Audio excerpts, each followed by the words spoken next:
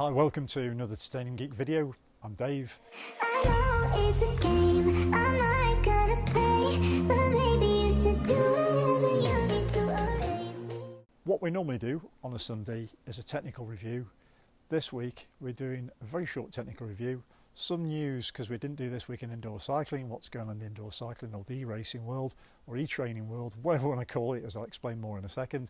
And then at the end, just a little bit of a highlight of what's coming tomorrow. So unusually, we're releasing a video on a Monday. That's because there's a new product out tomorrow. Exciting. So tune in and find about it. It's on embargo, so you'll find out first about it here. So what's going on the technical scene? You'll know if you log on to Facebook or any of the socials, you'll see loads of stuff on. There's a British company called absoluteBLACK. They use graphene in their chain lube. For a normal size bottle, it costs 150 quid. It gives you a claimed 3% or 3 to 7 extra watts, something like that. You know, a real marginal gain. You know, is it worth it? It's questionable. Well, we'll see. You know, it's your money to spend.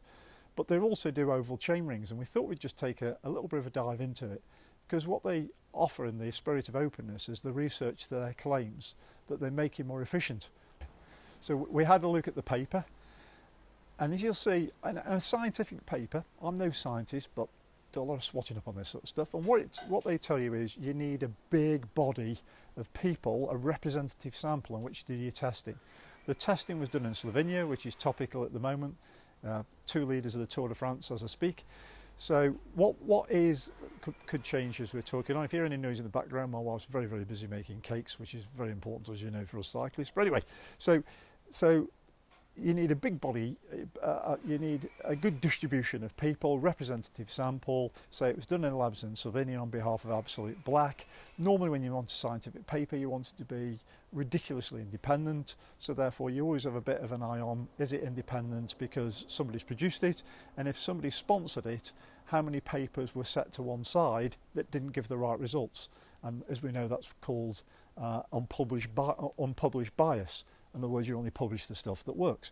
So on this paper, they tested 7 recreational cyclists. Remember, recreational, over 1,000 to do between 1,000 and 10,000 kilometres a year, which is, you know, it's pretty average.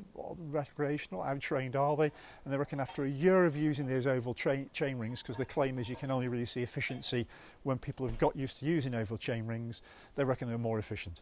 What I would say to you, if you're going to splash out £150, for example, on a new chain ring, is it really worth it? Because that is not a representative sample. Some people would say it's bullshit. You know, I wouldn't be brave enough to say it. But you know, just be careful with your money with any of these. I'm not picking absoluteBLACK here. They're a company, seem to have really interesting products, and they probably work if you stick with them. But what I would say is just be really careful of marketing, because we don't hear about a lot of the stuff. Now I'd love to go to one of these chain rings and then put it to the test. absoluteBLACK, if you're listening to this, KISS Racing Team would love all over these chain rings, and we'll test it out over international riders, 100 or so riders, you set the testing parameters and all that sort of stuff, and we'll try it out for you and tell you if it works, because if it does what you say it does, we'd love to get the benefits of it. The This Week in Indoor Cycling bit is, well, it's really interesting because Zwift did an update, as you know, because the Zwift Academy come along, and they also did some bug smoothing.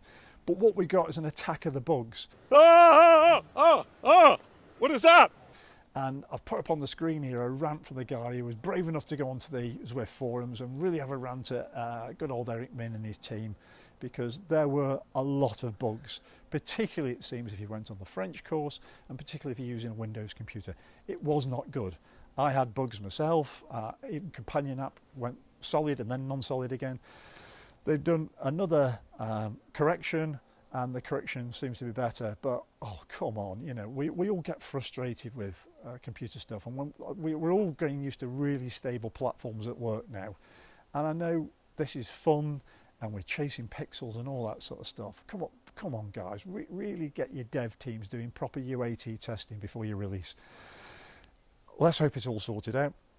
What I would say is Zwift, I've done some great work with the UCI. The UCI have got in December the E-Racing Championships, and this is what I want to talk about. If you want to get into the E-Racing Championships and you think you're good enough, and bear in mind there's lots of people who are good at e-racing who might not have ever raced at a high level outdoors, but over 45 minutes they've found out they can hold 6.2, 6.3 watts per kilogram over 45 minutes, and they're pretty competitive and very, well, let's say very competitive on Zwift against pro riders. Now, if you want representation on the UCI World Championships, look out. We're scrolling through here and I'll take you through some of the website stuff, and go onto the UCI and search for UCI racing rules. Have a good look. It's all on there, totally transparent, but the national bodies have been awarded places. I have asked Zwift to clarify, for example, the US and the UK, they're in Band B on allocations based on number of races, representative races on the platforms. USA and UK in B, that doesn't seem right for me, because there seems to be loads of American people and British people going around Zwift, but it just could be the time I go on there. But anyway, that doesn't seem right. But, however, so how do you, in your country, get to race in the E-Racing Championships? Well, you've got to make yourself aware to your governing body. Your governing body is only going to look at the population of riders that they normally choose for championships. The normal people with racing licenses, racing outdoors, very much track or road focused. So you've got to get yourself put in front of your governing bodies. Now, I phoned for British Cycling and asked them about that. They were totally honest about it. They haven't paid a lot of attention to it. They've got people furloughed. They're going through a global pandemic. They're trying to get road racing going again. They're trying to get track racing and all the other events going again. And this is, this is down the line. It's December. It's something to worry about when it gets to it.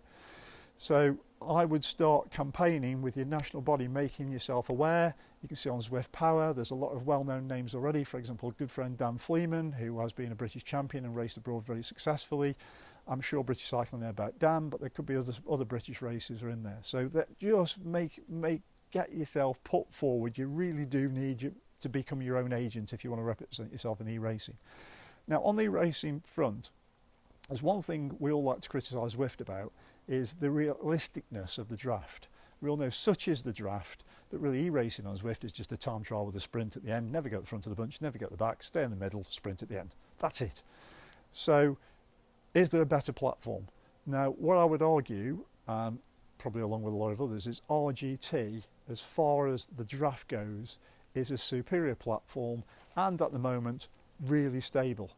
So what I would ask is, have a look at this website, have a look at this team, and you can see there are some serious outdoor events in the US who over the winter, Northern Hemisphere winter, are going to be holding events on RGT platform with proper prize money and stuff like that.